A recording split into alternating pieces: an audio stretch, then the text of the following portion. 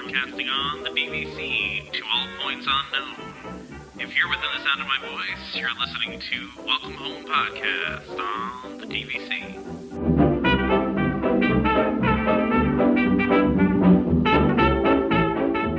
Hello and welcome home. Thank you for joining us on episode 36 of Welcome Home, a Disney Parks and Vacation Club podcast. I'm Trevor. I'm here with Damon this week. We have no Tom, but I think we kicked Tom out, or no? No. Well, actually, so actually, what happened was, Tom was busy, but this is going to be the episode where we actually plan how we're going to get Tom on Space Mountain. So I think that's a good way to spend the next hour. There we go. That would be a good hour. Yeah, exactly. But no, seriously. Yeah, we got a lot of good stuff lined up for you guys today. We're actually going to start with some of our reader emails. So I just want to start by saying we've had a lot of really awesome emails from you guys. We love that you guys are reaching out to us and contacting us. We love the questions, we love the comments and the feedback and all that stuff. So for everyone that's emailed us lately, super appreciative of it, and keep it coming because I think we're all enjoying the stuff. Now, though, I think we have a couple of emails we wanted to go through here, just going back on the owner's locker. Yeah, so I mean, that's good because we didn't really know a lot, right? So I mean, a lot of the things that we were talking about were based on things that we personally thought, not things that we don't use it. So this is good. So what we're going to do is we have 1, 2, 3 things that we're going to read, and we're going to read them all because then we want to discuss them. So let's get through the first one, which is from Laura. And Laura says to us, figured I'd add my 2 cents as I found myself arguing with the radio as you were talking about the owner's locker. We have one. And guess, we drive in addition to flying and still find value. But we have the smiley emoji after that, so everything's all good. The DVC special is pretty darn good when I signed up, so that helps value.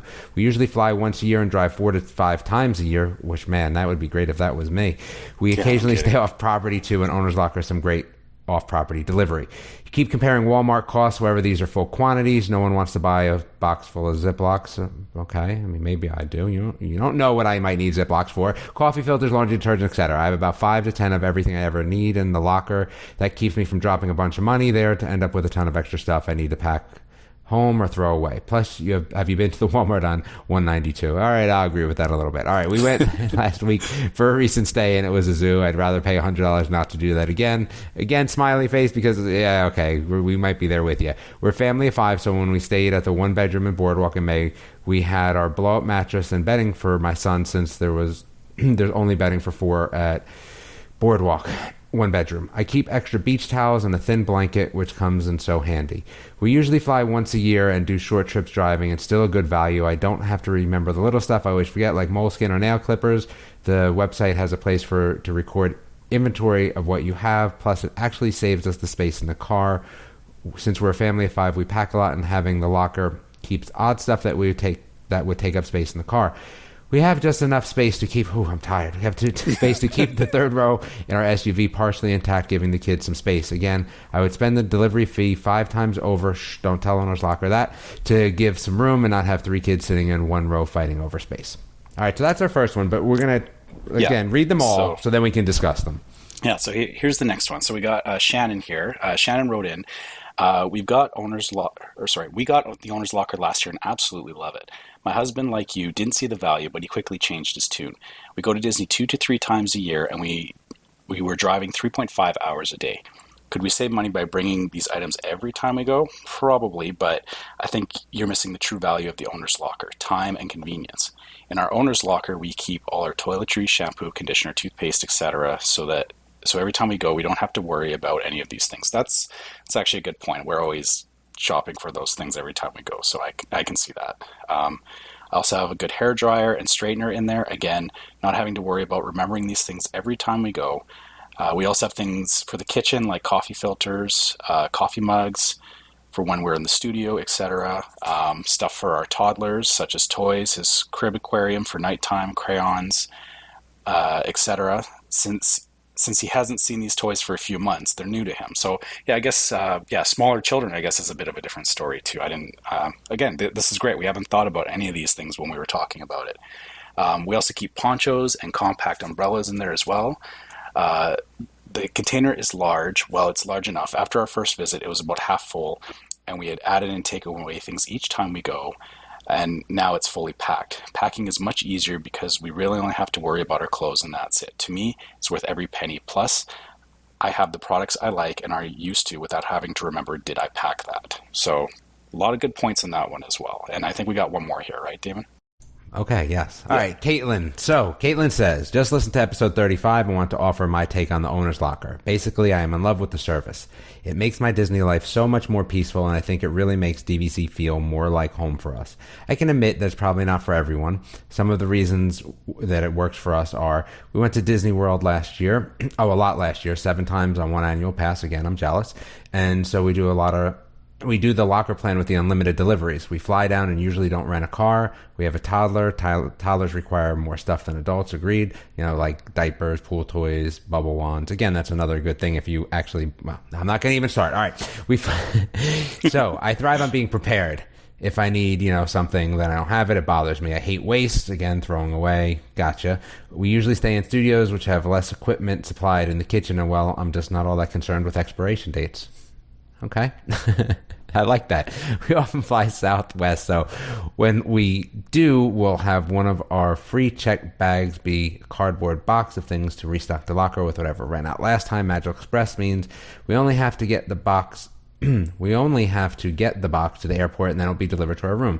Some things that we like to keep in there are, okay, let's be real quick about this. Diapers and stuff, bubble wands and stuff, Red Bull, okay, that's her coffee. She said, don't judge. All right, no, not judging. That's it, that's fair. Mini bottles, those little cartons of wine, again, all great things. Shelf-stable snack food, great. Sunscreen, gotcha. Laundry detergent, all that stuff. And batteries. Okay, first aid supplies, I'm on board with that one.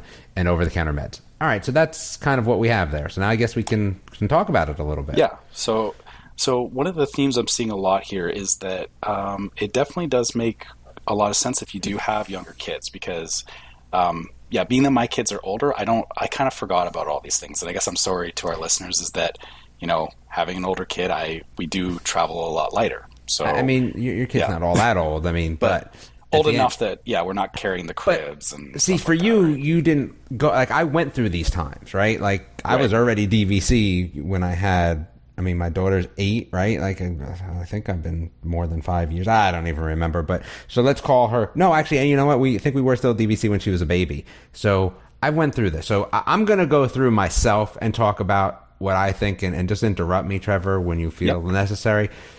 I don't mind buying full quantities because I bring them home.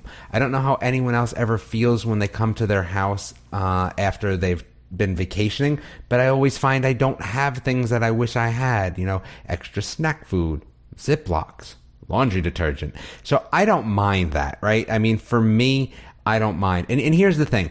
I get what she's saying about Walmart, and I can really only speak for myself. Our trip is about 10 hours now, 10 and a half, something like that. I don't mind packing the stuff because, again, I just bring it home and then I have it when I'm home. It's not like I'm not going home.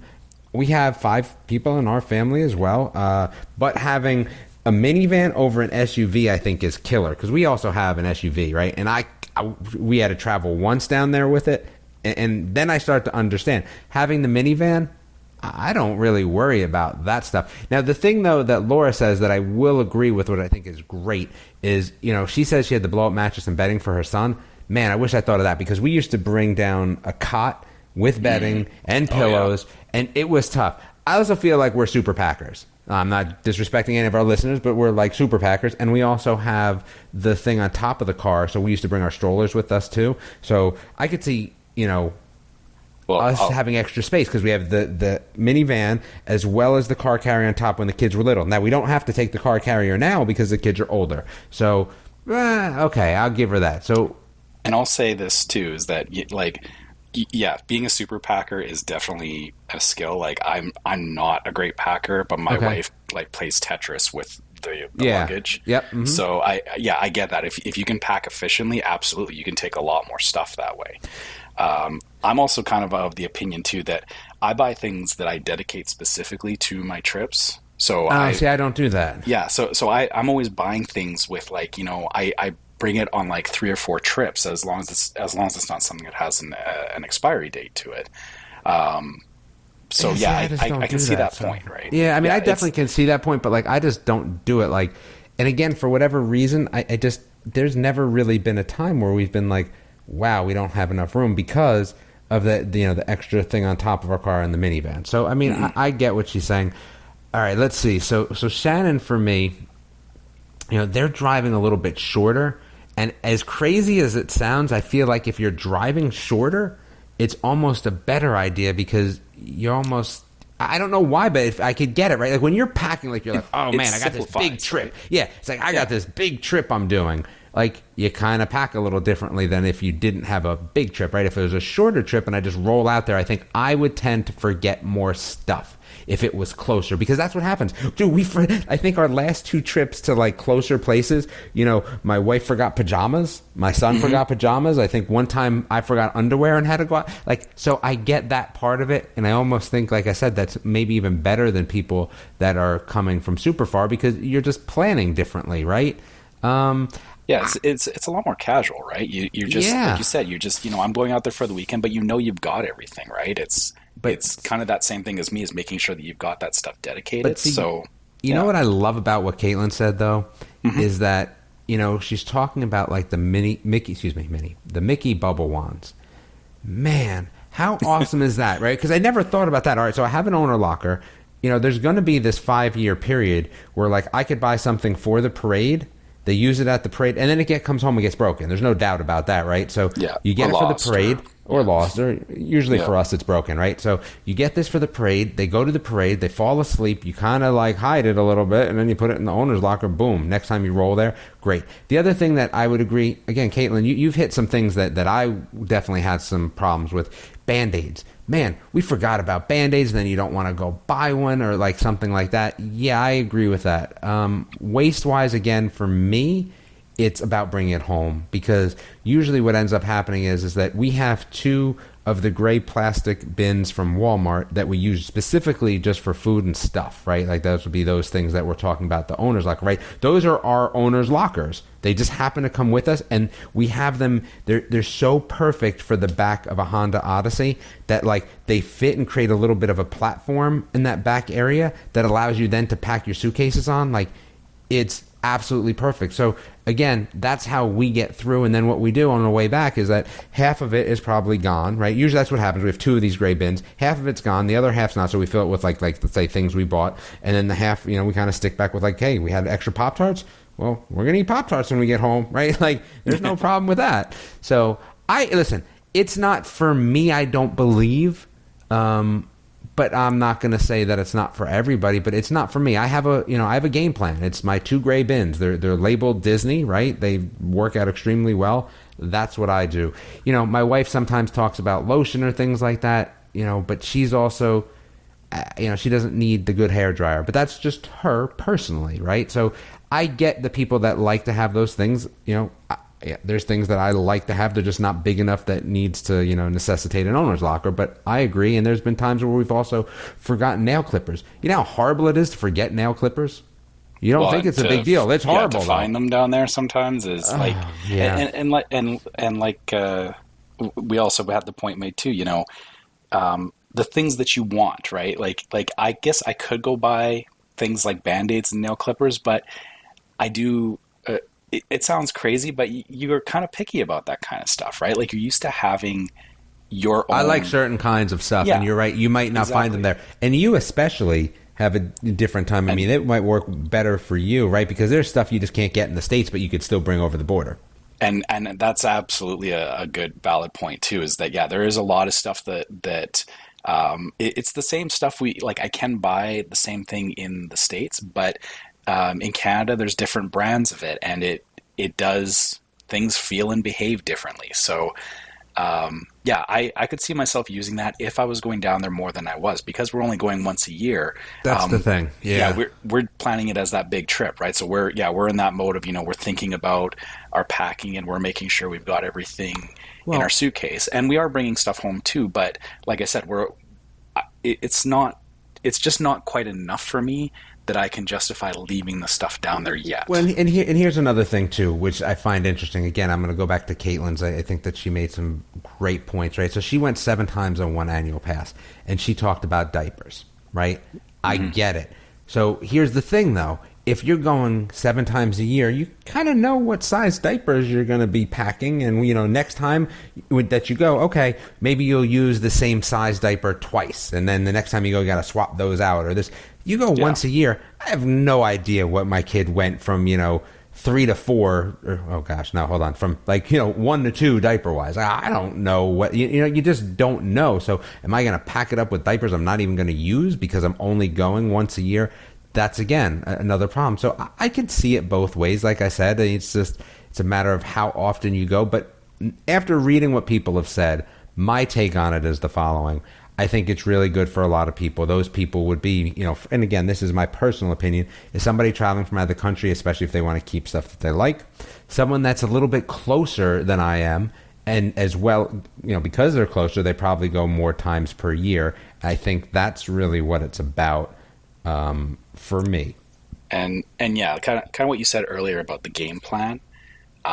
It really does come down to how you choose to do your Disney game plan, right? Because everybody does it differently. But I'm of the opinion as well. I feel this is something that you could definitely work into a game plan as long as you know you're going to be down there enough that having that owner's locker there is going to be of value.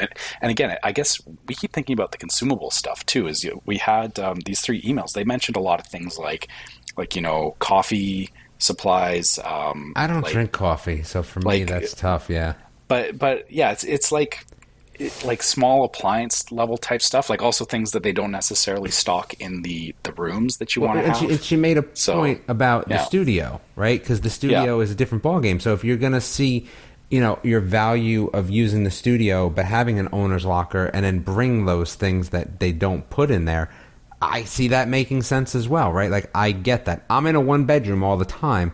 So again, it changes a little bit of what you're, kind of doing. Again, I get everyone's point. There's no doubt about that. And actually, it's funny. The 1-bedroom boardwalk. I mean, my daughter slept in the closet, right, on the pillows she slept in the closet from the pillows from the couch. That's just us doing Disney. But there's pickier kids than my daughter. My son probably wouldn't have allowed us to do such a thing. So I get, brought the mattress. Yeah, and we had a blow up mattress once, a Thomas the Train one, and we used to take it everywhere. So I could see leaving something like that there. Again, it's also about. Every year is different than every couple months. So that, for me, is where, like I said, I just wouldn't leave stuff. And I care about expiration dates. I'm sorry. I do a little bit. Like, I don't want a stale Pop-Tart. That's just me. I guess I feel there's some things that have expiration dates that, sunscreen, I'm not super picky about it. Oh, wow. Yeah, I see, and that's one that I'm super picky about because okay, well, within a month, if it's like the beginning of the season and I found I had some sunscreen from before and I use it and I go, okay, I'll go buy some new stuff tomorrow or whatever. I'm not okay, that's not us. All right, that's my sunscreen has to be legit. It's got to be good. I'll throw away old sunscreen. So again, maybe these are reasons why it doesn't work for me. And I think about things like crayons. Dude, I'm going to find crayons at Disney for free. I don't know about anyone else. I'm going to just keep stacking them in my pocket from every restaurant we go to. That's just me, though. There's some things on here that I would say, again, coffee filters. My wife gets, you know what I mean? I'm not worried about things like that. I mean, aren't there Keurig machines in there anyway now? No. It's just a standard coffee maker. And honestly, so staying in a studio, the last time we were there, there's a toaster and a coffee maker. We use the toaster. I don't drink coffee either. So, but as far as coffee makers went, it was pretty basic. So again, if that's something that you're really passionate about, I can see why you would want to have, better coffee, better filters, better coffee maker even. And same thing with the toasters. If you're using enough, we were using the toaster and we kind of just dealt with it. Okay. But I think if I was there more often, I would actually justify, having my own toaster. If you had a box where you could keep that stuff, and then you just pop it out, you use your toaster for the 4 or 5 days you're there, and then throw it back in the box. Why not, right? I just don't. There's nothing I care that much about that I couldn't do without. Yeah, honestly. but again, it's everybody has their preferences and their things that they get hung up on. So if there was refrigerated on our lockers. and they could freeze dry my milk for the year, like that would be the best, because that's the one thing that I have a problem with. So what's interesting enough is that this time around, what we did, which was interesting, I think I talked about this. I bought these crazy sort of ice packs from Amazon. Mm-hmm. They're like the ones that you don't even get pre-filled. Like you got to fill them and make them when you get them at your house. They were so awesome that we actually brought milk with us last time, which we normally don't do. But because it was so much easier, like I said, we didn't want to run out to Walmart. And again, I agree with that part of it, right? I didn't want to run out to Walmart. So I said, you know what? I think we can do milk. I think we can do it. I think we do yogurts, right? Because my kids do a lot of milk yogurts. So I said, I think we could do it. And these ice packs were phenomenal. So we ended up doing that. I guess if you had a Yeti too or something like that, one of the super awesome, coolers, that would also work as well. But that was the thing for us, is that those special ice packs, they were great. And that's how we get the stuff like that down there. And then I just have I have some bags at home that I just take on vacation. I have a little, I guess you would call it a toiletry bag. Yep. I have one for Disney, because I would forget. You know what else I forget that's not on this list that people haven't mentioned is antibiotic cream. So if you get a cut somewhere or you scrape your knee, right? Yeah. That's expensive down there. Well, and that's that's part of my permanent Disney packing stuff, right? The things like moleskin, the antibiotic I've never used cream. moleskin. We've had issues with that a couple of times. It really does save your butt if you do start getting a blister. The thing is, you don't wait until you actually have the blister. You can use it beforehand. But okay, gotcha. Yeah, if you struggle with that, some of my family does have issues with their feet. You gotta pretty much assume you're taking moleskin with you. So, gotcha. Okay. Yeah, and like I said, it's really, I guess, everything that I guess it's the same kind of thing. We have a toiletry bag, and then I have in one of we have a spare bedroom in the house, and that's kind of the designated Disney packing area. Mm-hmm. And I will unpack my suitcase, and I will leave stuff in that room for almost a year, and then I'll pack it up for the next go around. So I guess all that stuff that I leave in that room, I could effectively take that and put it in an owner's locker, and then it would be the same thing, right? So yeah. So that's our take on it. We really appreciate everyone writing into us. It really is nice to hear other people's opinions, especially about things that we don't use and we just kind of want to talk about. So, I think we really got some great information for the listeners. And again, I think our take on it is that for certain people, this is the best thing in the world. And I don't disagree with them. For people that like using this, I can see their point of view without a doubt. Absolutely. And again, the chargers was another good one. I happened to me once where I forgot a charger. That was not fun. Oh yeah. That's expensive. All this, all these emails that we got. Just fantastic information that you guys gave us. Because again, we just don't think on from this angle. So we really appreciate it. But I think we spent a long time talking about owner's lockers. So why don't we move on to the next one? So I'll take this one too. So this is about baby care centers, and it's from Allison. And actually, this is great because it's something I didn't even know. So this is interesting. Hey guys, my name is Allison. I started listening to your podcast in June because we bought DVC at the end of May. I've enjoyed the DVC information so much and really like listening. Thank you very much. You can write us and tell us how you really like listening more when Tom's not here, but that's fine. All right, yeah. I kid. I was listening to the episode about babies at Walt Disney World this morning and want to add some info about one of the best resources for parents of infants and toddlers in the parks, the baby care centers. We've been taking our son to Walt Disney World since he was 5 months old. He turned 8 today. Happy birthday. I don't remember when this email came in, but happy belated birthday probably. Yes. Yeah, this would have been last week, so yes, happy birthday. And when he was young, the baby care centers were fantastic. Magic Kingdom, Epcot, Animal Kingdom, and Hollywood Studios each have one. The centers have a room with dim lighting and rocking chairs perfect to nurse, bottle feed infants. In addition, they have changing tables, and not the flimsy public restroom ones, but actual sturdy places to change your baby. That even have rolls of paper like the exam rooms at a doctor's office. There's a place for little ones to sit and watch Disney Junior. They also have toddler preschool-sized toilets in the bathrooms. They have baby food and other baby items for sale, and I think high chairs too. The Baby Center offers the opportunity for parents to take a place out of the chaos that can sometimes that can sometimes be the parks without leaving the park completely. So I thought they might be something you would want to share, since you recently answered a question about taking infants to the parks. Looking forward to continuing to listen to the podcast and learn more DVC info as we prep for our first day as owners in May 2019. Awesome. So we're planning to be there in June 2019, so keep the place warm for us. All right, so this is what I would say. I'm upset I don't know about this. I don't know when this started, but this sounds like one of the best things ever. Now, it's not a DVC only thing, right? This is this is available to anyone with kids. Yeah. Like, I mean, my daughter's 8 now, and I feel like, man, I wish we had that. Because here's the thing that you didn't mention. I'm sure it's air conditioned. Mm-hmm. Right? And yes. That's a big win. So I didn't even know about this. This sounds awesome, though. And again, I guess I'll have to know about it for my grandkids if it's still around, because my kids are too old for this at this point. Yeah, and by the time we started taking our son, he was past the point of needing this. The thing is I was aware that this was a thing because they have the same thing in Disneyland. And I know you don't like talking about Disneyland, but it is there too. And yeah, it's a great facility. I did look into it a little bit the first time we took our son, because he was kind of in that age where, he was in training pants and all that. Like he wasn't quite out of diapers yet. So I was aware of it, but I never had to use it. Okay. And yeah, from what's being described as, it's a really nice place where, you can step out of all the chaos and, especially for little ones, it's very overwhelming going into Disney World, right? And sometimes they just need a break. Yeah, and it is definitely like sensory overload, so a break is nice. But I have to address the Disneyland thing, because we did actually get an email about that as well. Yes.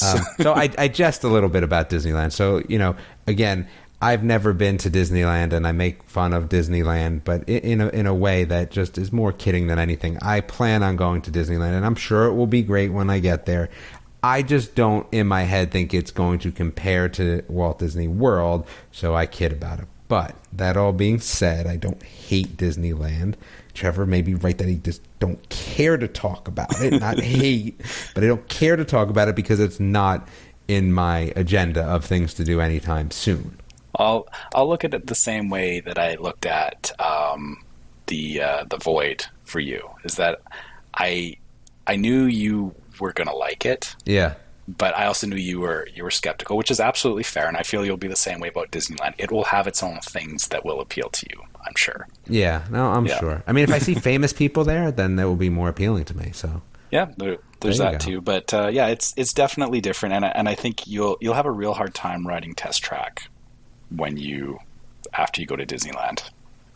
Oh yeah, it's better. Oh, because it's the Cars one. Yeah, Radiator Springs Racers is like 100 times better than Test Track. And but is it better than current Test Track or original Test Track? Both. And you've been to original Test Track? Yes, I have. I have been on all incarnations of it, and Radiator Springs Racers is by and far the best version. It just, again, to me, it's the same ride. What do I care? It's not, though.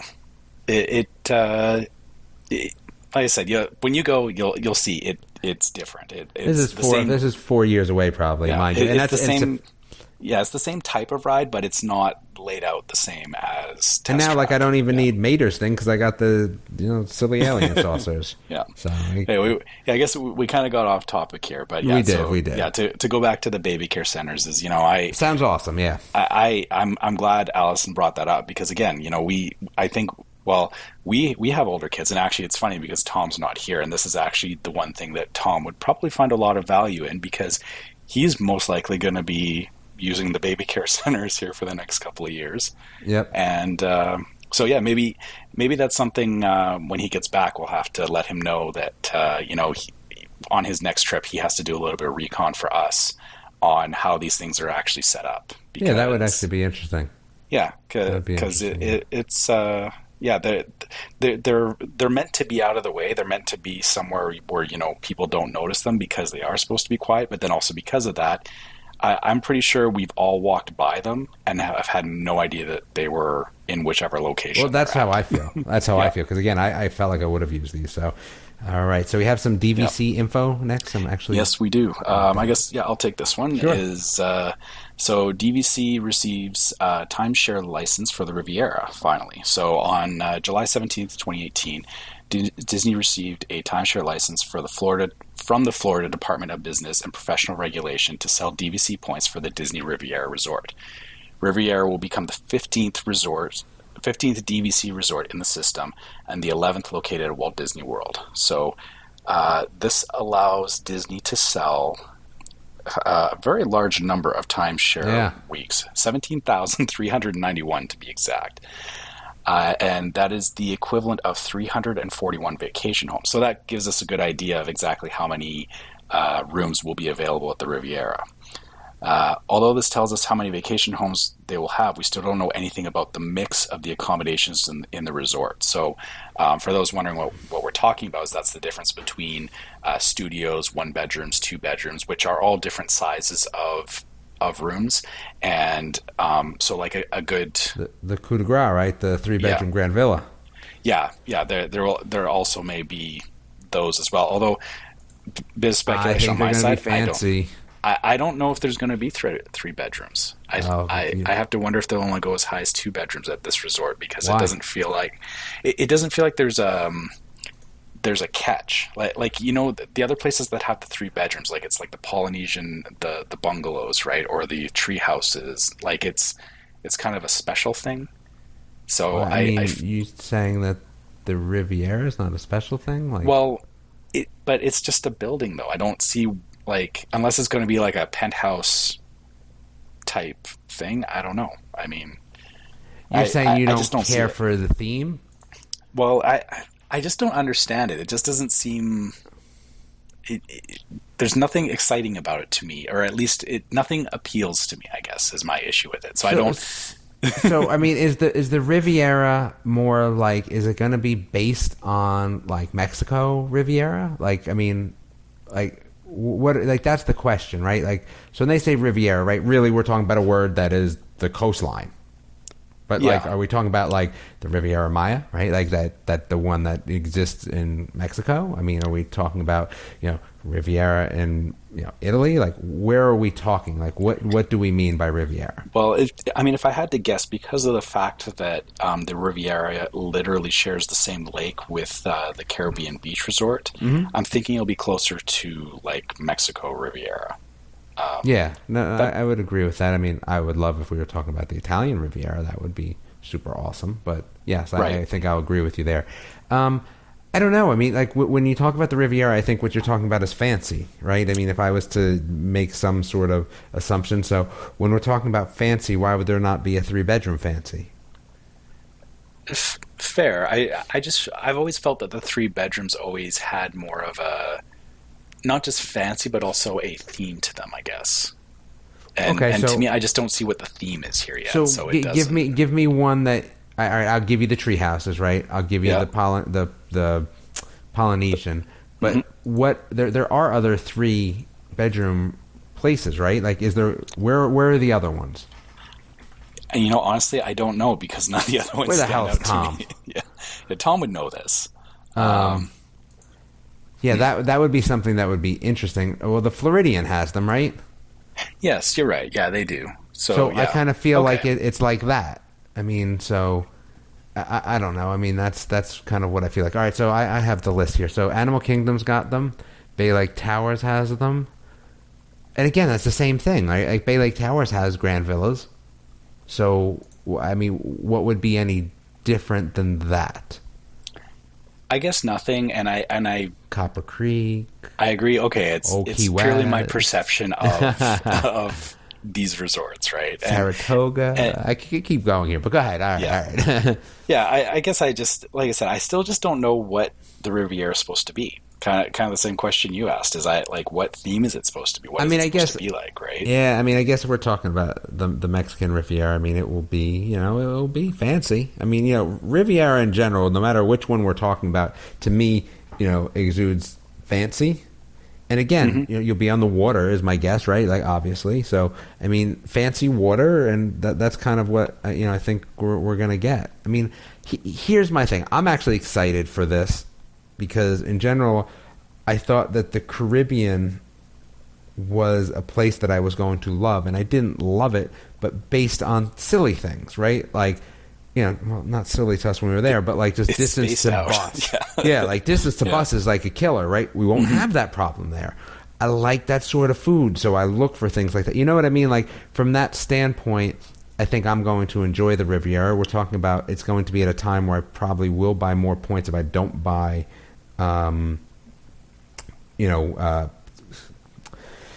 secondhand points. Gosh, why help me out here, Resale. Trevor? Resale, thank you. Yes. If I don't buy resale points, I mean, it will probably be at the Riviera. So, I mean, I don't know. I'm kind of excited about it in terms of just exuding some sort of fancy. I like fancy. And I guess to your point, as you've been laying out all those points, as I'm thinking about it now, is okay, fine. You get a 3-bedroom there. Let's assume it's, close to or top floor, like right below the restaurant kind of place. You have a view of Epcot, so you can see the fireworks at Epcot from your room. You also have the Skyliner there as well. So you walk out of your building. That almost sounds like a bad thing, but go ahead. Well, I'm actually I don't want a view of the Skyliner, but well, no, I'm hoping that it'll be. I don't know which cardinal directions they are, but I feel like the building is like south of Epcot, so you'll have that northern view that'll be unobstructed, but then south of the building will be the Skyliner because the Skyliner is supposed to serve both the Riviera and Caribbean Beach. So I feel like it'll be in between those two resorts, which means it won't be obstructing your view of Epcot. Yeah, I mean, this is definitely interesting news. I mean, we're getting closer, right? And that's the big thing, is that getting closer to the next DVC, which is what we all want. Yep, and I'll be happy to see how they split them up. I kind of hope that. I'm out of studios, so I have to be selfish now, right? I'm out of studios. Yeah, I'm too cheap for 2 to 3 bedrooms. So give me as many 1-bedrooms as you can. Give me the 5-person staying 1-bedrooms. That's the big deal. Give me some more of those special Animal Kingdom Super Point, 1-bedrooms, or no, those are studio. Those are 5-person studios, aren't they? Yeah, they are. And I was going to say, I take those. I want to make sure that. Yeah, I don't want them to do this thing where there's only 30 studios, right, and then the rest are all 1 and 2 bedrooms. Like, again, for me, being a smaller family, studios fit what I want, so I would like to have the option of them and not have them be impossible. I like having that full fridge, though, man. I tell you, I like having that full kitchen, the 1-bedroom. Yeah. I've stayed at a few hotels where we've had a full kitchen, and I do get the point there. It's just because that saves me a ton of money. Disney I'm almost thinking I'm bringing eggs next time. Eggs, really? Yeah, I think I'm gonna do eggs next time, because that was another big thing. My kids are big, eggs in the morning, and I would bring eggs because I could, but I would bring a pan and I just bring it back home. Again, owner's locker, right? Back to that, but I would just bring a pan and bring it home. That's me. Anyway. Yeah. So it feels weird without Tom. And I think, again, I'm going to say, I think Tom stuck us with, not a lot of interesting stuff to talk about, but not super cool stuff to talk about. Well, no, good informative stuff to talk about. I feel these are things that actually speak to him, like the baby center speaks more to him than it does to us, right? Yeah, a little bit more boring though. I mean, but good information, but a little bit more boring. But that's let's talk about. I want to move on to talking about the Halloween party because. Okay, but we're also not going to be an hour and a half without Tom here. But go ahead. No, that's true. But so the Halloween party this year, I think it's kind of cool that DVC is actually getting a member benefit for the Halloween party.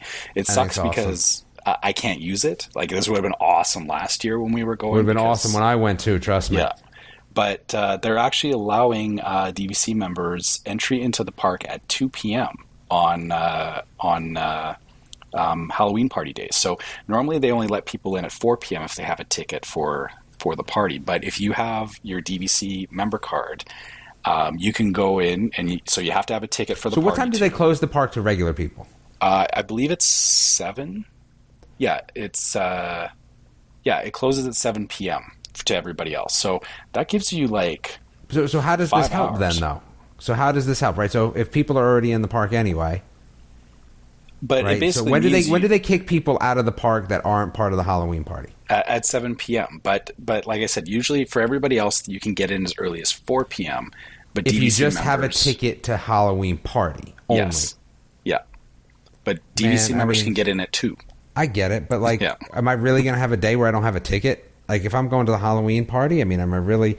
You know, it was funny because I'm going to go a roundabout way about this, right? So the thing that everyone realizes is that, you know, adding one extra day onto your ticket is laughable. It's so, you know, minusculely priced in comparison to other things, right? So am I really going to have a day where I'm just not going to pony up to have a ticket so I can get in, you know, at 2 o'clock instead of 4 o'clock? Listen, benefits are benefits. And as I always say, I love benefits. So I get it, but it's not a benefit to me. Like, I don't see that big of a benefit. This to me it's something definitely more for, I think, more local DVC people, because there are people that, you know, are local that have DVC points as well. And yeah, you know, if you're planning on going there for a day, it means you don't have to buy a park ticket, but you can still go and enjoy, you know. Don't you think local DVC people are probably annual pass holders too, though? Not always. I mean, yeah, again, I like benefits, but I don't see it as a huge benefit. And I'm sure there's going to be people that this applies to. But in general, I'm not going to sit and wait till 2 o'clock anyway. I'm going to go do something else because it's so cheap to get that extra day of tickets anyway. But if you're really if you're really not going to go to the park that day, then yeah, it is great. You see, and for us, like we do have days where we have downtime days where we don't actually plan on going to the park until like into the afternoon. So but you still have tickets for those days. You still have tickets for those days, though. Yeah, we do. But again, we're still not arriving until 4 o'clock in the afternoon. So I mean, for me, it would be a matter of, you know, if I was staying there for 7 days, I would only have to pay for a 6-day, which again, you know, doesn't save you a ton of money, but. Extra $10, maybe get a soda or something. Yeah, I mean, for you know, for the whole family, that's, you know, we can buy an extra meal. $15, right? Yeah, exactly. Exactly. Yeah. So, I mean, like I said, I think that's an interesting, you know, perk, and it's great. Again, I never turn away perks, even if they don't apply specifically to me. I don't see myself ever using something like this. I did not have a great time at the Halloween party. It was at super capacity. We waited in line for the dwarves, then they shut it down, and we couldn't see the dwarves, and I waited like 90 minutes for nothing. Probably even 2 hours for nothing. And it was like brutal. So, again, I did not have a great time at the Halloween party. I don't think we would do it again, but you never know. See, for us, it was kind of the same thing for us because we went right after the hurricane, so it was a lot busier than it should have been. Mm-hmm. But our objectives were to see the Sanderson sisters and the parade. So okay, and the parade was great. Yep. Yeah, and so the rest of the night was pretty much just, you know, rides and stuff. We didn't care so much about seeing the special characters because it was our first trip back, so we were already overloaded with stuff anyway. So yeah, I mean, yeah, for me, just, you know, spending extra time at the park or getting in earlier if we didn't have the ticket, I appreciate the fact that they're going out of their way to try and do these kinds of things for their members. I definitely agree. Yeah. I definitely agree. Like I said, I am not, you know, knocking it in terms of a benefit because all benefits are good benefits. I'm just, you know, for me, it's nothing that I would ever see myself using. All right. Well, then, okay. How about this then? The next one? Yeah. Speaking of benefits, now this is a huge one. Yeah. Yeah. So, this is a huge one. The DVC Lounge is being extended through 2019, which I'm going in January 2019. So thank goodness, because that place is awesome. I would say that, you know, Tom made a note here, and I don't know if there'd be anyone that would disagree should they make it permanent. Of course it should. And I'm even going to go out on a limb and say, if you need to raise my fees, my yearly fees, to make it permanent, I'm okay with that. That's how awesome this place is. I think our last time was probably one of our best times. So again, you know, you can actually sign out chargers there now, right? Mm-hmm. Yep. Awesome, right? So I thought that was awesome. We didn't need them, but I still thought that was awesome. They came around for snacks 3 times for us. So I think that was absolutely great. And the snacks are good. Like, yeah, it's a good selection. It's a good selection. Plus the sodas. I mean, you can go to, it's a Club Cool because it's again, Club Cool, yeah. Okay, because I always call it McCool's, and then my kids make fun of me because I always just think that's funny. But I don't know why I call it that. I call things. I have my own Disney lingo. You think it's McDonald's? Yeah, something. I call it McCool's, and they're like, "Dude, it's not McCool's." And I'm always like, "Oh, okay." Same thing like with we got an email about Flight of the Passage. Right, versus Flight of Passage. So I call Flight of the Passage. Okay. But anyway, I think this is a great benefit. I think it's relaxing up there. We use it every time we go to Epcot. Every single time. Yeah, we stop there and we realize it's super valuable to have on a hot day. And I also like the fact that the soda machine there, like Club Cool has all the like foreign different sodas. Yeah. Whereas the one in the lounge, it's just a Coke Freestyle machine. So you can get whatever flavor you want. And for me, I love the orange vanilla soda. So I just give me an IV of that and let me sit on one of the benches for a while. Yeah, I think last time it was pretty packed for us. I mean, we still got a seat, but it was raining pretty hard, so I can understand why it was packed. Again, it's a great place to get out of the rain if you're there. It's just a benefit. My one son he's got some issues with his feet hurt after being at an amusement park. So it's funny because he can like walk around, no problem, and he can run. He runs track, right? And there's no problems. But just the way that he walks, he kind of duck foots it a little bit when we're at like the parks. So he always needs to like sit down. And he does not take off his shoes. Don't even send us hate mail. He does not take off his shoes in the lounge. He keeps his shoes on. I am not that person, but just to sit down and not be on his feet is great for him to take a little break, and it always works out well for us. Plus free snacks. Like there's cookies, there's chips, was there Twizzlers last time? Like I want to say there was Twizzlers. My wife she loves Twizzlers, so that she went right for those. Yeah, so I think it's a great benefit. I'd like to see another one. I'd like to see one at another park. So I mean, if it was me, give me one at Animal Kingdom. I don't know which park you would want it at, but I would take Animal Kingdom. I agree. Animal Kingdom is by and far the hottest park there. Yeah, and because of all the vegetation, right? They need somewhere that you can go and get out of the heat. And I think it would be nice, too, because I feel like I do a lot of my major eating at Animal Kingdom and Epcot.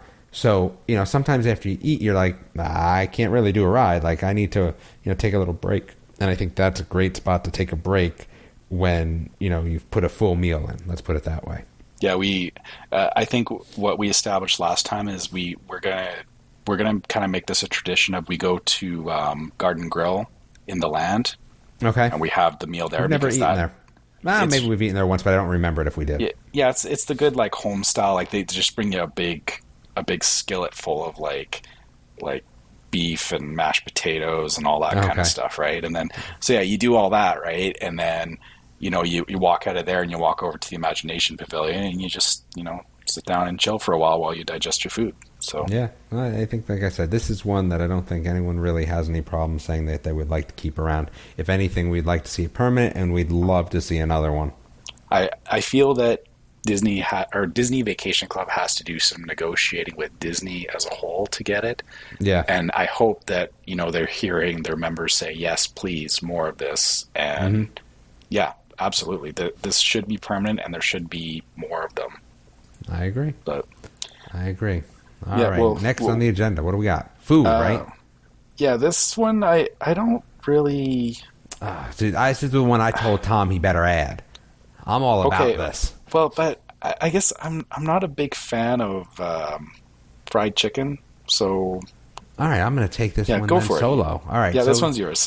this one's all mine. So, Guy Fieri. Let me go back to what the rundown actually says because I was already at the menu. I'm already hungry now. So, Chicken Guy opening at Disney Springs, right? I think it's a Guy Fieri, right? Yeah, it's one of his restaurants. Yeah. Yep. So the thing is that it's going to have all sorts of crazy sauces too. So I mean, it's going to have signature sandwiches. It's going to have sauces. It's going to have a nice kids menu. You got fries, a fruit cup, or applesauce. Like it's gonna have everything when it comes to chicken. And here's the thing, I love chicken, right? So like just looking at the signature sauces, like you're gonna have your donkey sauce, but wasabi honey, dude, like wasabi honey, like I'm all about that. As well as the other classic sauces, like there's sweet and sour. I mean, from what I'm seeing, there's a lot of sauces, right? A lot of sauces. And here's the thing. My daughter eats chicken fingers everywhere, right? We try to hey, you want to? No, chicken fingers, right? Even my, one son, would probably rather eat chicken fingers than anything else. I mean, he's 12 at this point. I mean, he'll try other things, but this place to me is just something that we all needed, because just regular chicken fingers have become boring, even if the kids like them. This is, special sort of sauces to make everything awesome, because really, when you're talking chicken fingers, you're talking about the sauce. There's also a mac and cheese, which sounds great, because again, it seems like, that's another thing that would work great for them. I'm all about this. I really am. It's going to be something that we go to without a doubt, not even a question, when we go to Disney Springs next time. And I think, again, I have to say, I am Disney Springs is its own park to me. It's its own food. It is park, and I love it. I just love it. So I guess for me, the thing about this is that I'm in love with the Polite Pig now, because I love pulled pork and all that, and the Polite Pig was where I live. That's my life. That's right. Why for me. So yeah, for me, we're not as fortunate up here to get that kind of stuff. So going down there and having that there, this is competing with Polite Pig for my attention, I guess. And I guess that's where and I guess kind of like you were saying, it's chicken fingers. And so in my head, I go, chicken fingers are kind of, I settle on those when there's nothing else. And even my son is kind of the same way. He'll eat them only if there's nothing else on the menu that he wants to try. And he's actually getting more adventurous with that. So I think it's the sauces. A sauce can make or break anything. And there's been some things recently that I've eaten where I could just, the sauce was it. You know what I mean? The sauce made something that I was just, I'll eat that. That sounds good. Into a wonderful, delightful meal. And I think that some of these sauces, looking at them man, oh man. Now, the question that I am going to have is, right? So what does it say? 22 sauces? Is that what they say? Okay, so it reveals 22 sauces. How are sauces going to work? Because here's the thing. There's no way that I go up there, all right, I'm going to have 3 chicken fingers and, how many sauces? So it looks like the 2 tenders has your choice of 1 signature sauce. 3 tenders has 2 signature sauces. 5 tenders, again, gives you got to pick? Yeah, 2 signature sauces, right? So that's where it's okay, what am I going to do so that I can get all these sauces? And I think that's great, right? Because I'm already looking at these sauces going, okay, you're telling me I got to pick 2. Well, first of all, we're all going to order, right? All right, so there's 5 of us. I'm going to make everyone order that. So 5 times 2, now all of a sudden I'm at 10 sauces. But man, I still got to pick sauces? Even 10 sauces. I'm going to go, because we have the link to what the sauces are. I'm going to give you my top 10 sauces here. I think the donkey sauce, which is, his signature sauce, obviously has to be on there for me. All right, I have to count on my fingers here. Wasabi honey is next, not even a question. I don't know what special sauce is, but it seems like it's got to be on there. Chipotle ranch, definitely on there. All right, bourbon brown sugar barbecue, 100% on there. Teriyaki, yes. Sweet and sour, yes. This avocado crema, yes. All right, I'm only at 8. I think I gotta go lemon pepper and I guess buffalo. That's my 10. And it's even that's hard for me. You know what I mean? There's going to be some arguing. That's the only thing. This place is going to create a lot of arguing of sauces. You see, for me, buffalo and blue cheese together is the winner. Okay, so you're just going both of those sauces? I feel like that's so passé, though. I could go to the neighborhood bar and do that. Yeah, it's a fallback, right? That I will again, that's something I will eat if... And again, that's how you're ruining this restaurant. Yes, that's what you're doing. You're saying, give me the chicken nuggets with the regular sauces, and that's all I want. And yes, if you play it that route, I can see you not being so excited. To be fair, I was also eyeing up the sriracha and the Nashville hot honey because... Wait, that's on this list? Yes, the hot and spicy further down. The hot and spicy further down. Oh, see, now I missed that whole section. All right, Yes. well, you know what? Now I'm all messed up. Now I need like 10 more sauces. So I think sauce wise, and again, like for kids, I think this is great. Trying different sauces, all that sort of stuff. So it's over where the Coke store is located. I'm good with this. I'm excited for this. I'll be honest with you. This is something I'm truly excited for, and I think my whole family is going to be excited for. So, okay. I mean, that's Trevor totally does not fair. share my same enthusiasm, but that's okay. I guess, like I said, for me, there's a lot more places down there that I'm more interested in before I even get to this. But I mean, that's not to say. Like when we get down there, we never go in, specifically saying like this is where we're eating when we get to Disney Springs, right? You kind of wander around and. No, we do. We know where we're going. See, here's the other thing though. Look at the combo price. Not so bad Disney wise. Not so Where bad. is it? It's up top. Right, okay. So I mean, I'm sure it could change. I'm sure it could be, but I mean, you get any sandwich or 3 tenders, fries, and a drink for It seems like again, don't hold us to that price because this is just being reported, and it could change by the time you listen to this episode. But that seems like okay. Like I could get some food, I could not get just crushed on pricing. Like I'm okay with that. And I guess really, usually it's the drinks that'll kill you, right? So it's not a bad combo. Not so bad. So the next section's my section, right? Yep. Yay! Yes, so I'm going on vacation. So, we were didn't know if we were going on this vacation or not, but now it seems that we are. So we are going to SeaWorld, Busch Gardens Tampa, and Aquatica.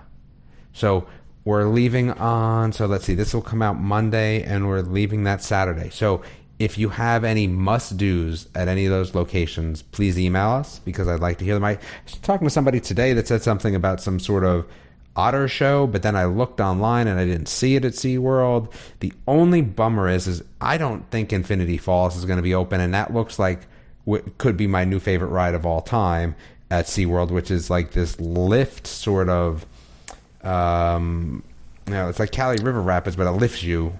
It's got like an elevator, right? Yeah, and it's got a counterweight sort of situation and it takes you up pretty high. It looks awesome, but from what I understand, they're only in I don't even think I haven't seen them run actual rafts down it yet. You know what I mean? Like they've just been messing with the elevator-ish portion of it. So my guess is that it won't actually be open by the time we get there, which I'm super disappointed about. But my daughter's super happy because she does not like water rides that take you like that. She doesn't like Splash Mountain. She doesn't like that sort of stuff with drops. And this has the biggest drop of any of those type of rides. So she was like, oh, please don't open. Oh, please don't open. So I think she may get her wish. Now, we haven't been there. My parents said they took me to SeaWorld when I was younger. I don't remember. So this will be a first time for our family to hit those 3 areas. So I'm super excited. We have Busch Gardens season passes, so for us, this is great. At least 3 of us do, so I mean that makes it, pretty easy for us to go and ride some of the stuff and take a little quick vacation because we're going to be doing that, and then we're going to be heading over to Hilton Head. Not at the DVC one. We actually have my wife's family has a house, vacation home there, so we're going to be going there and doing all that sort of stuff. But that will be still interesting to talk about because at the end of the day, there is a DVC resort there. So I will definitely talk about food there. Yeah, I was going to say, I would assume there's some restaurants and stuff in that area you'll be checking out, right? And again, we've been going there for 13 years now. So we're pretty, we're like, natives in terms of like vacationing there every year. So there are some new places that we're going to try this time. Again, I don't do seafood. My wife does. So we're a little boring in that regard. At least I am, because there's a lot of places down there that probably have phenomenal seafood that like there's just nothing else there. And, my kids don't eat seafood either. My oldest eats a little bit, but not enough that like, when the other 2 don't, it's tough to bring them there. So that's, like I said, that's next trip though. But so I think I told Tom I'm going to be missing at least 1 episode. So it'll be you and Tom again. But again, so you're gone in 2 weeks, right? Yeah. So I'm going next Saturday to the SeaWorld Aquatica trip with Tampa Busch Gardens, and then I'm going to be coming back for like 2 days and then going to Hilton Head. Just, don't even ask. We thought about driving right from there, from Disney to Hilton Head, but it's just, I got to come home to do a few things first because our dog will be, at the boarding place, and I want to come home and bring her home rather than having my parents. My parents are actually going to be joining us for SeaWorld, this little SeaWorld trip, and we're staying at the Gaylord Palms, which I don't know if anyone knows, but they have a dual flow rider, as well as like 2 new slides that they opened up at the hotel. Now, the Gaylord Palms is probably one of our favorite places to stay in Florida outside of DVC. So I'm excited to go back there, and they have the DreamWorks license, I think, still. So you get to see the DreamWorks characters, which again makes it feel very Disney-esque, and you know what I mean, like because of that. Disney, but not Disney. Disney, but not Disney. Yeah. So I'm excited about that. I definitely will report back on that. But again, if anyone has any good information, on Aquatica or SeaWorld or Tampa Busch Gardens, like helpful hints, please let me know. Please let me know. So, all right. So it sounds like, you've got a busy August coming up here. We do, yeah. Yeah, that's super exciting though. And yeah, I hope that our listeners will be willing to put in some feedback for you before you go here. And it's going to be new for us. Like I said, I mean, it's always good to get a couple bits of information that are helpful to at least start it. So, and we have a very small rumor section, don't we? We do. We've only got one rumor this week, but I think it's kind of a big one. You know what the thing is? Tom should have been here. That's the problem. Why do you think that? Because I don't care about this. Really? Okay. So, all right, I'll get this one then. So the rumor is that construction is beginning on a replacement for Illuminations. And for those that, I'm sure everyone knows what Illuminations is at this point. It is the fireworks show at Epcot that has been running now for, I want to say 20 or 21 years. So, it's looking kind of dated at this point. We went and saw it back in September because I hadn't seen it in like 10 years, and we watched it and we enjoyed it, but my son was kind of he wasn't excited the same way I was. Like, I was excited to share it with him and to see it again and everything.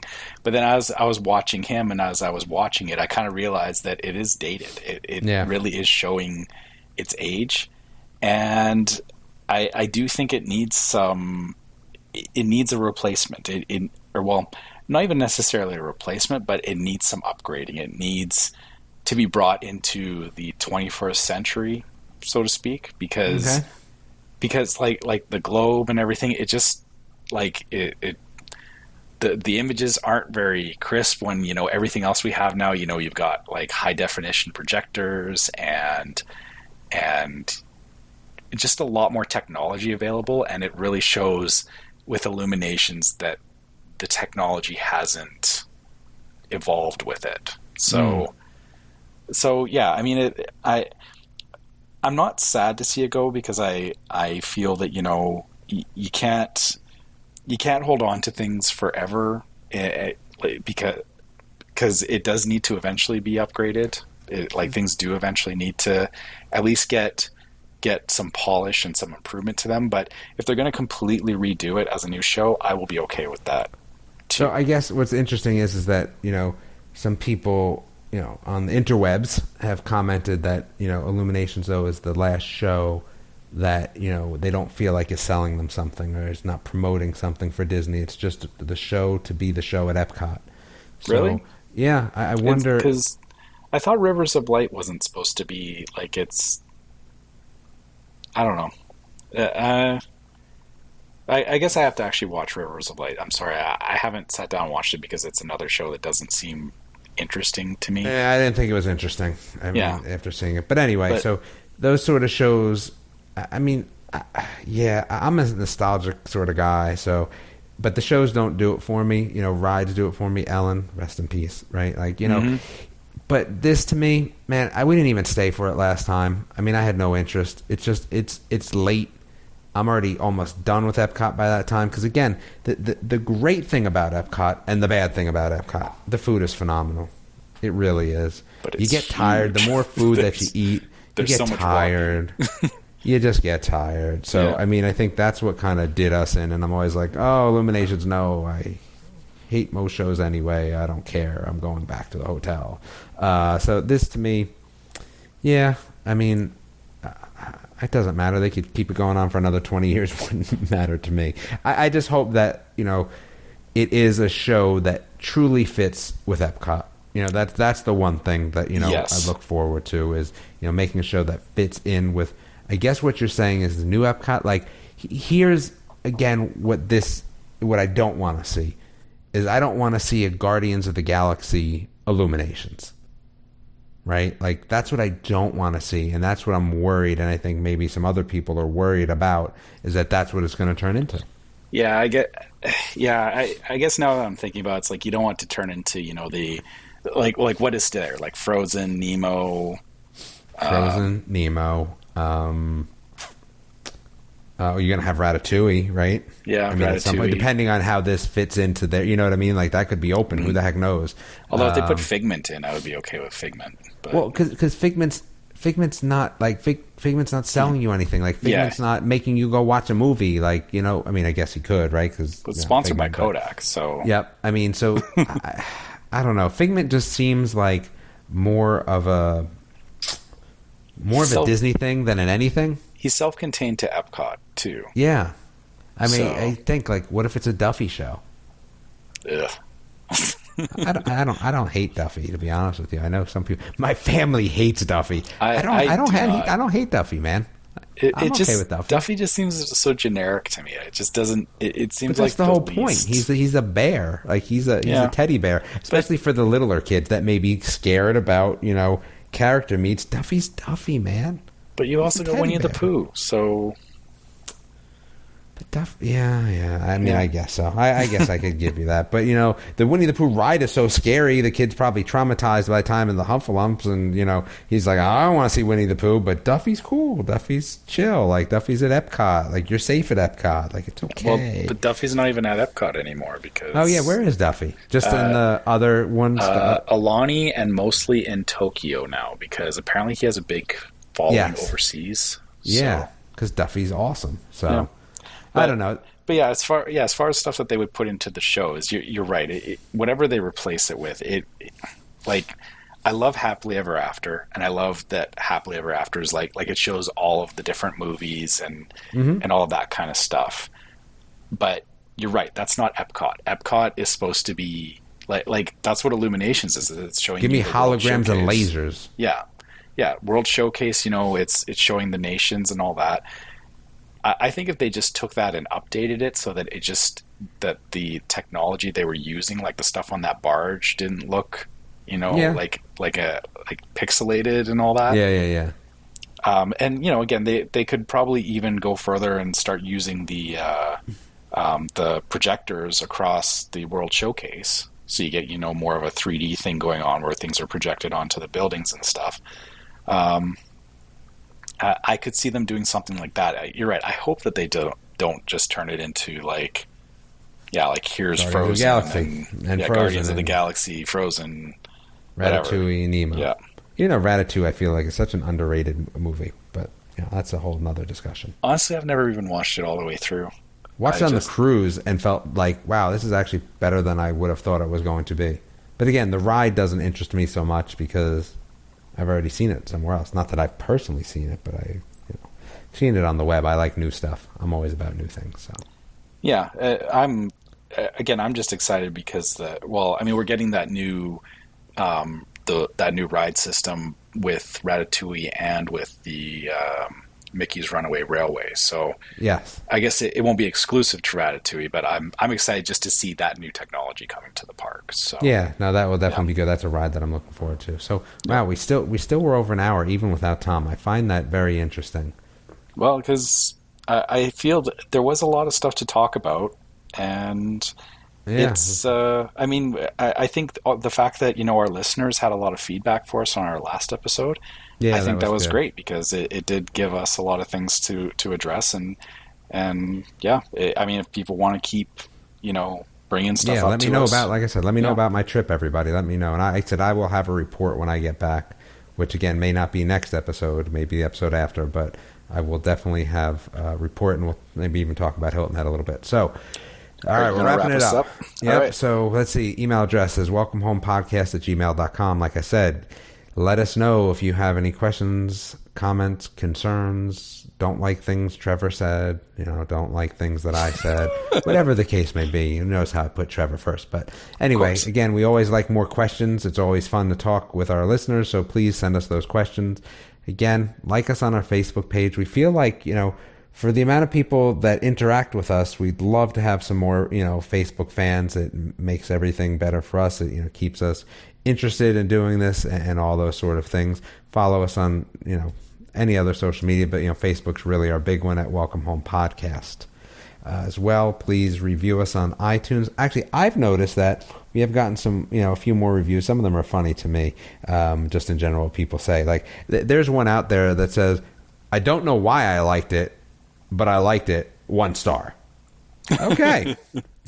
To me, that was interesting. But you liked it. So how do you give us 1 star if you liked it, but you don't know why you liked it? You still liked it, even though you don't know why. Anyway, that being said, any review you can give us on iTunes, even if it's one as interesting as that, is always helpful. So, at least us, it'll give us a little bit more so we know what we can work on. Again, if you feel like there's something we can work on for the show in general, email us. That's always another way to do it, or send us a message on, Facebook. Say, we need more Tom back. I don't know, whatever you want us, let us know. Yep. So that's what I have. So review, Facebook, and there we go. Email. And as usual, don't forget to subscribe to Welcome Home Podcast. So every time that a new episode is released, you can be you get the nice little notification pop up. You can find the podcast on Apple Podcasts, Google Play Music, TuneIn, Stitcher, any other podcast apps that are available. We should show up on there. Just a reminder to our listeners, Welcome Home Podcast is for entertainment only. We are not employed by the Walt Disney Company, and as such, all opinions expressed on the show are our own. So please consult a DVC representative for more information if you do have any questions about things we talked about here today. You can find Damon as usual on bsckids.com. bsckids.com. Yes, we've been doing some pretty good interviews. I'm a big fan of Big City Greens. It's on Disney, and it's a great cartoon everyone should be watching. We just interviewed the lady that voices Tilly. So for all you animation guys, again, gals, that would like to find out more about Tilly, head over to the site. Awesome. And definitely check out Damon's stuff on there, and join us next time for more Disney Parks discussion and, of course, Disney Vacation Club talk. We hope to see y'all real soon. This is Skipper Albert AWOL, the voice of the jungle, signing off from Welcome Home Podcast on the DVC. We do a huddle when we hit a chair. How she can cuddle is no man's affair. I looked around from pole to pole, found her in a sugar bowl.